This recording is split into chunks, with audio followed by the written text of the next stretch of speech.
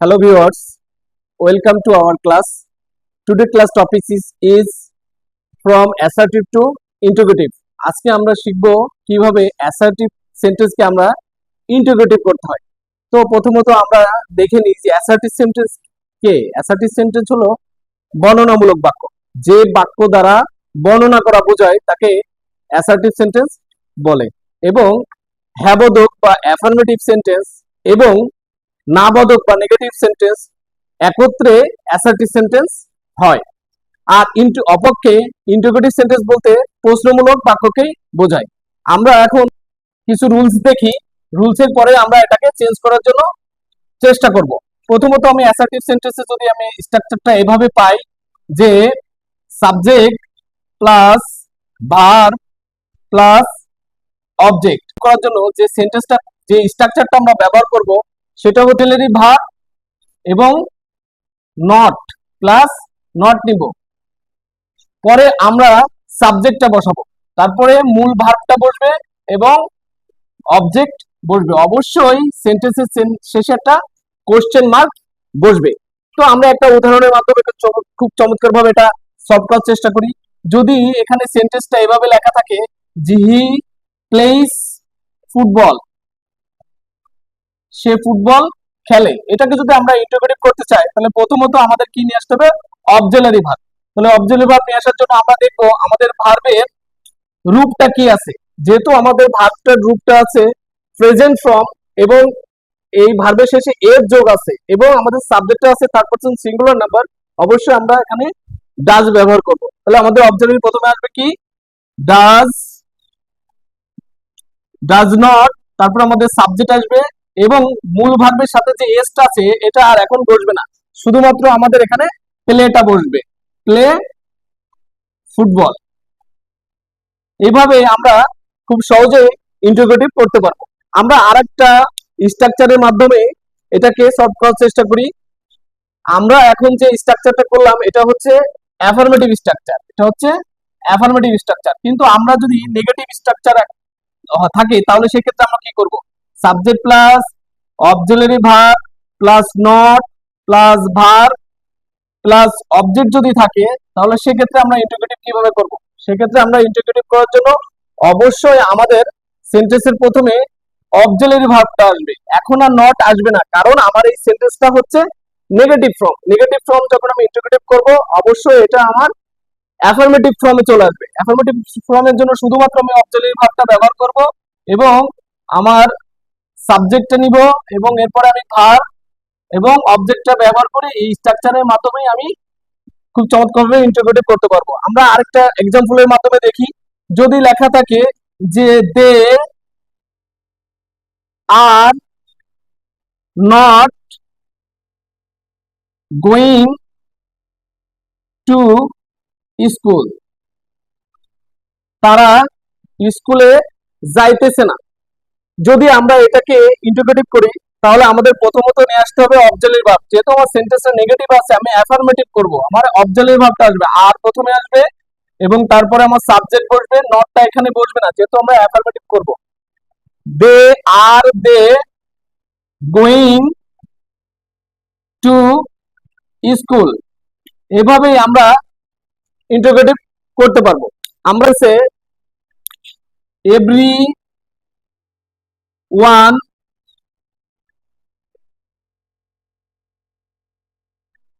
everybody, someone, somebody,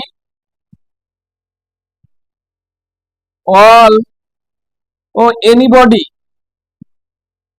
এই শব্দগুলো যদি থাকে তাহলে তারা আমরা ইন্টারোগেটিভ করার সময় আমরা প্রথমত নিয়ে আসবো হচ্ছে হু এবং তারপরে আমার এখানে বসবে হচ্ছে অক্সিলারি ভার্ব, তারপরে বসবে নট, তারপরে মূল ভার্ব বসবে, তারপরে অবজেক্ট এবং অবশ্যই লাস্টে একটা কোশ্চেন মার্ক বসবে।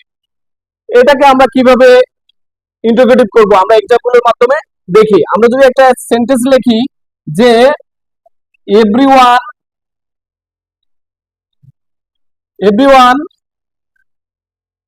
মাস্ট ডাই, অর্থাৎ প্রত্যেকেরই মৃত্যু আছে, এটাকে যদি আমরা ইন্টারপ্রেট করতে চাই তাহলে আমরা এভরিওয়ানের পরিবর্তে বসাবো হু, হু, এবং তারপরে আমরা অবজেক্টিভ ভার্বটা আসবে, যেহেতু মাস্টের সাথে সবসময় অবজেক্টিভ ভার্ব হিসেবে উইলটাই আমরা ব্যবহার করি। আমরা ক্ষেত্রে এখানে মাস্টের পরিবর্তে অবশ্যই উইল নট বসবে, উইল নট টু ডাই। অবশ্যই আমরা এভাবে ইন্টারোগেটিভ সেন্টেন্সটা করতে পারি। এখানে আমরা এভরিবডি, এভরিওয়ান লাইকস ফ্লাওয়ার, এই সেন্টেন্সটাকে যদি আমরা ইন্টারোগেটিভ করতে চাই আমাদের প্রথমতই এভরিওয়ানের জন্য আসবে হু, যেহেতু আমার এখানে ভার্বটা আছে বি ওয়ান, সেক্ষেত্রে আমি এখানে কি নিব, অবজেক্টিভ ভার্বটা নিব। অবজেক্টিভ ভার্ব এখানে আসবে ডাজ, এবং তারপর আমরা এটা নট নিব এবং মূল ভার্বটা বসে যাবে লাইক। এখানে আর এস ব্যবহৃত হবে না, তাহলে এখানে কি আসবে, who does not like flower. আমরা সামবডি হ্যাজ সাম নিডস, অর্থাৎ সবার কিছু প্রয়োজন আছে, এটাকে যদি আমরা ইন্টারপ্রেট করতে চাই তাহলে এভরিবডি পরিবর্তে আমরা বসাবো হু, হু, যেহেতু আমার সেন্টেন্সে এখানে অবজেক্টিভ ভার্ব আছে তাহলে আমার নতুন করে অবজেক্টিভ ভার্ব নেওয়া লাগবে না, আমি এই অবজেক্টিভ ভার্বটা এখানে বসাবো হ্যাজ। আমরা সাধারণত জানি অবজেক্টিভ ভার্বের পরে নট বসে, কিন্তু এটা একটু ব্যতিক্রম, যদি সাম থাকে তাহলে আমরা সেক্ষেত্রে নট বসাবো না, আমরা নো বসাবো। অর্থাৎ হু হ্যাজ নো নিডস, কার প্রয়োজন নাই, এই নো বডি,